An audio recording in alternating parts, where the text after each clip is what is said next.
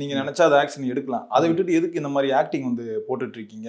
எப்போ இந்த மேல் நடவடிக்கைகள்லாம் எடுப்பீங்கன்னு சொல்லிட்டு இந்த அறிக்கையில சொல்லியிருந்தாங்க. பதிலடியா வந்து அண்ணாமலை பேசியிருந்தாரு. நாங்க ஒன்றும் இந்த ஸ்கூல் பசங்க மாதிரி வந்து அரசியல் பண்ணிட்டு இருக்கல, களத்துல வந்து நிக்கிறோம். முதல்ல நீங்க களத்துக்கு வாங்க. அப்புறம் இந்த நடிகை கூட இருந்து இந்த இடுப்பை கிள்ளிக்கிட்டு இந்த பாட்டு பாடிக்கிட்டு டான்ஸ் பாடிட்டு முதல்ல களத்துக்கு வந்துட்டு பேசுங்க அப்படின்னு சொல்றாரு. இது எப்படி பாக்குறீங்க? நான் எப்படி பாக்குறேன்றதை விட அண்ணாமலை எப்படி பார்த்துருக்காருன்னு ஒரு விஷயம் புரிஞ்சுக்கோங்க. வெறும் இடுப்புகள் ரசினா உட்காந்து பார்த்துருக்காப்ல. ஒரு கட்சியில் வந்துட்டுனாக்கா நீங்கள் வந்து பாரதிய ஜனதா கட்சின்றதை விட பாலியல் ஜல்சா கட்சின்னு சொல்லி அந்த கட்சி மீது ஏற்கனவே நிறைய விமர்சனம் குற்றச்சாட்டு இருக்கிறது.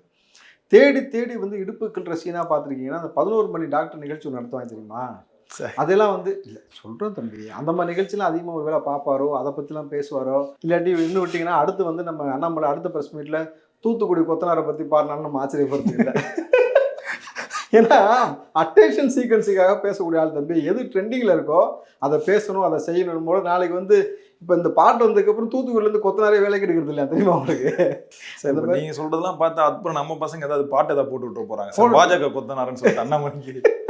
தம்பி அவர் சொன்னாலும் சொல்லாட்டியும் சரி, சீமான மிஞ்சிற அளவுக்கு ஒரு உருட்டு ஒருத்தன் இருக்கிறானாக்கா அது அண்ணாமலை தான்.